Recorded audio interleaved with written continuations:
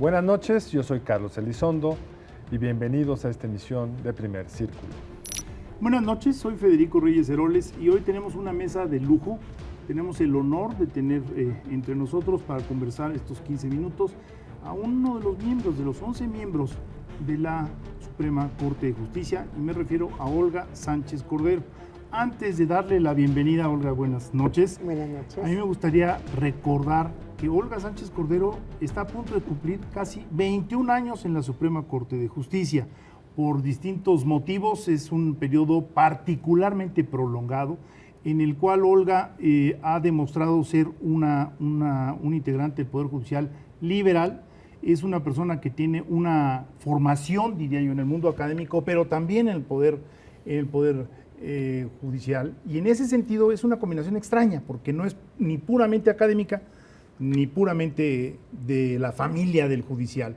Y en estos 21 años le ha tocado convivir con ministros de muy diverso corte, de muy diversa formación, y ha logrado siempre dejar su huella.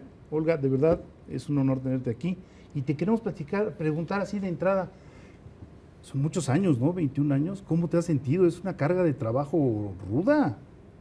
Son muchos años y muy pocos. Yo pienso que es diferente, pero son pocos para lo que se tiene que hacer, para lo que falta.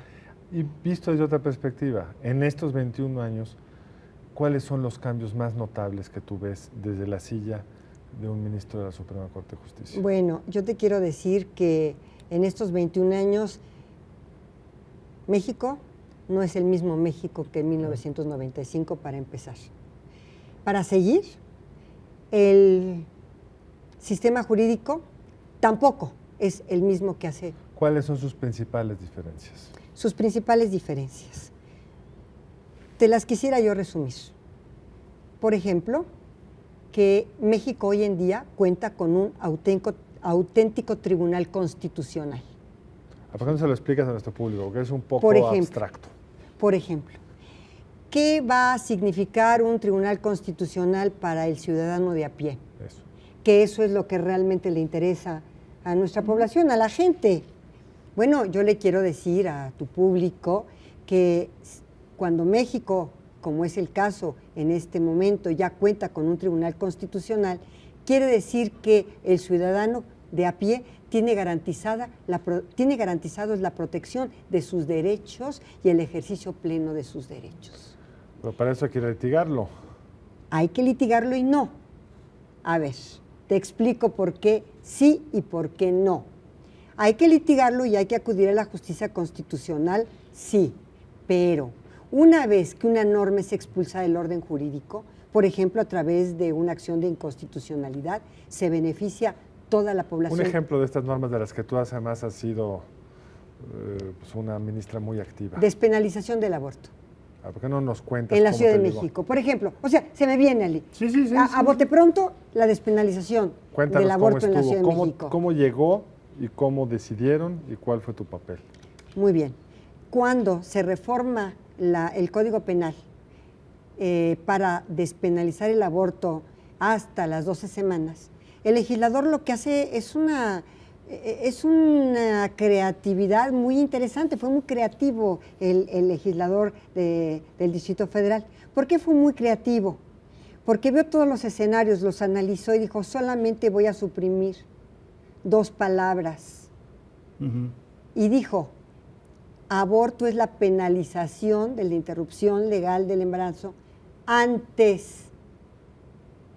después de las 12 semanas. Antes de las 12 semanas no lo penalizo. Entonces, fíjate lo que hizo muy inteligente el legislador del Distrito Federal. Siguió teniendo la figura del aborto penalizada, Sí. pero la despenaliza hasta las 12 semanas de embarazo. O sea, antes de las 12 semanas de embarazo no está penalizado el aborto en la Ciudad de México. Por eso es que fue muy inteligente en su estrategia legal, porque de otra suerte lo hubiera expulsado la norma del sistema penal, del Código Penal del Distrito Federal, expulsan la norma y entonces el aborto queda despenalizado en su totalidad. Pero para no despenalizarlo totalmente, suprime 2 palabras y las agrega otras 2. Aborto es la interrupción del embarazo después de las 12 semanas. Bueno, te ha tocado también, en suerte, Olga, vivir una de las reformas en derechos humanos, pues quizá la más importante en el último cuarto de siglo. Es decir, creo que en la calle no se comprende lo que significó esa reforma, en la cual, bueno, México de alguna manera acepta que hay mandatos que provienen de, digamos, instancias que son supranacionales y que tenemos que acatarlo, que por lo tanto tenemos que modificar las normas de nuestro sistema jurídico para poder cumplir a pie juntillas con lo que ahí se nos mandata. Mira, yo creo que esta reforma que es paradigmática, que tú la llamas así y que para mí es un parteaguas también en la historia de los derechos en nuestro país, no es de forma, es de fondo. Es una reforma a profundidad. Una reforma que, como tú señalaste, ya no solamente se respetan los derechos o se garantizan los derechos que están en nuestra Constitución, sino en los tratados internacionales. Pero aquí hay una cosa, que no todos los ministros comparten la idea de que los tratados están al mismo nivel que la Constitución en materia de derechos humanos. A mí me queda claro.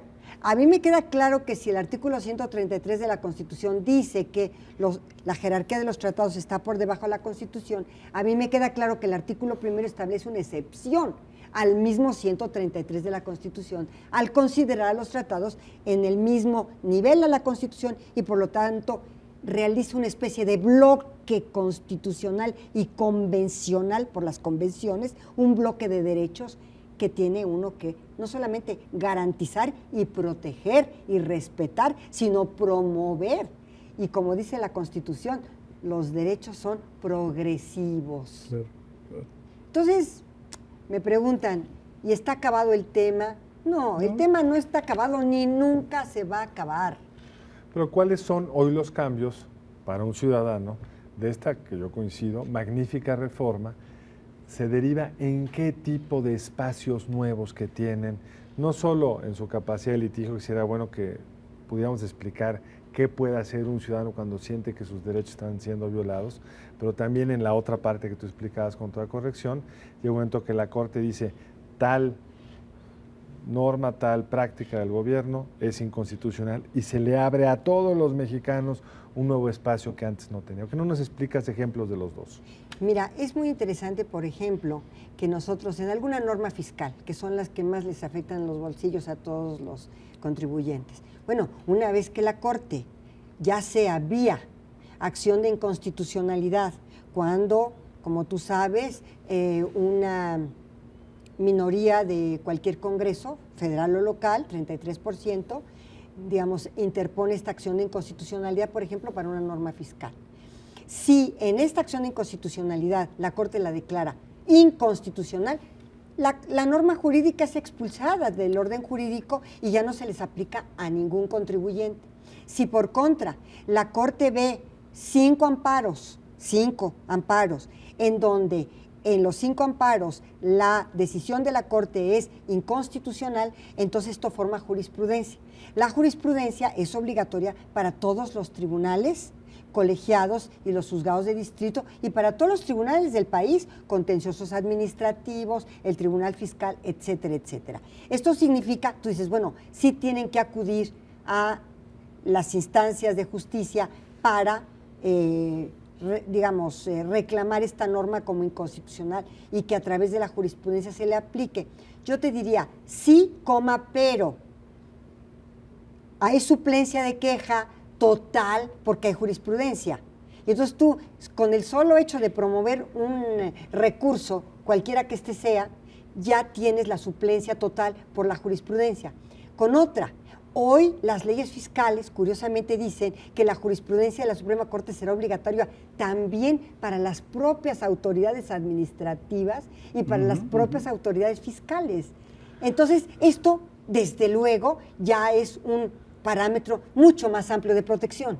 Eso sin duda. Ahora, curiosamente, quizás en la fiscal, donde ahora en los últimos 10 años los quejosos ganan menos respecto al pasado, digamos. Hubo un periodo en los 90s donde el amparo fiscal era una verdadera industria, se ganaron amparos muy notables en algunos de los cambios fiscales más significativos de la época, y ahora en general casi todas las grandes reformas de los últimos años se han declarado constitucionales. Sí, ¿Dónde están los grandes cambios? Están en otro lado. Tenemos 3 minutos. ¿Dónde estarían los grandes cambios? ¿Quieres saber por qué el fiscal ahora no es tan común el amparo?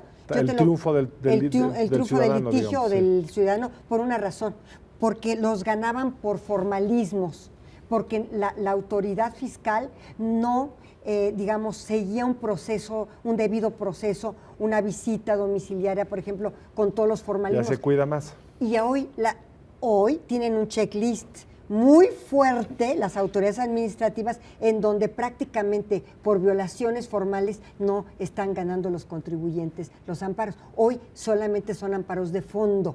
Y entonces ya la inconstitucionalidad viene del fondo de la norma, ya no por formalidades, como antes lo hacían por falta de entrenamiento de las autoridades. Yo no puedo dejar de preguntarte, porque ya dijimos, eres una ministra, porque se pueden decir de las dos formas, ya lo chequé, ya lo verifiqué, que además de liberal, ha dado una batalla como mujer muy particular. No me gustaría decir es que es feminista, porque el término feminista, por desgracia, creo que se ha manoseado demasiado. Pero tú sí has hecho un trabajo, fuiste la primera notario en el Distrito Federal. Por oposición. Y fuiste ganando espacios, y yo sé, porque he estado ahí, que defiendes, digamos, la causa del género en todos los frentes en que te ha tocado hacerlo. Yendo para atrás, por convicción. Por convicción. Y independientemente de que traiga buena fama pública o no, porque a veces es medio complicado. Sí. En tus 21 años, en ese sentido, ¿qué cambios has visto? ¿Cuáles te llevarás como recuerdos? Hay muchísimos, Federico, muchísimos cambios. Mira, te voy a poner 2 ejemplos. Uno, cuando yo llegué a la Suprema Corte, la jurisprudencia decía que no podía haber una violación entre cónyuges, por ejemplo. ¿Sí? Bueno, yo me puse a pensar y vi la norma. Sí, la norma no dice que el sujeto activo debe o no ser marido para cometer el delito de violación a su pareja. Y sabes una cosa, que las peores violaciones o de las peores violaciones se cometen en el matrimonio o en el concubinato o en la unión. Digo, de verdad, bueno, sabemos que las violaciones son terribles, hay violaciones tumultuarias y cosas muy feas, pero en el matrimonio de verdad se cometen violaciones muy fuertes, psicológica y físicamente. Entonces, ¿cómo no hay violación? Entonces yo cambié la jurisprudencia, y al cambiar la jurisprudencia se beneficiaron cantidad de mujeres que habían sido... concretito. Sí, que habían sido condenados sus esposos. Fíjate, sus esposos por lesiones, y algunos que no ponían en peligro la vida cuando la pusieron en peligro la vida de la esposa, y que no había delito de violación. Hoy, además de las lesiones, hay un delito de violación. Entonces, esto fue un gran paso. Otro gran paso, te dije 2 ejemplos. Bueno, antes la mujer violentada tenía que demostrar ante el juez circunstancias de modo, tiempo y lugar. Cuando esto se da en la intimidad del hogar, por supuesto, ¿quién va a ser testigo de esta violencia? Y tenía que decir fecha, día, cómo estuvo, hora, momento, todo, según ellos, según la jurisprudencia, para que el marido o el concubinario o la pareja pudiera defenderse adecuadamente en el juicio. Oye, esto se quitó y se le dijo al juez, espérame, tú te tienes que hacer llegar de cualquier elemento de convicción y cualquier elemento de prueba para concatenar las pruebas que demuestren esa violencia, no que la mujer llegue a probar todas las circunstancias. Yo le tengo una buena y una mala noticia. La mala noticia es que ya se nos fue el tiempo de este programa. Bueno, hay 2 malas. La otra es que también se va. La buena es que al no ser ya ministro de la Suprema Corte de Justicia, yo creo que podremos tenerte más seguido en esta mesa. Usted comprenderá que podría uno platicar con Olga Sánchez Cordero horas y horas y horas. Ha sido un honor, Olga, tenerte por acá. De verdad, muchas gracias por el espacio, tanto a Carlos como a Federico, que son mis grandes amigos.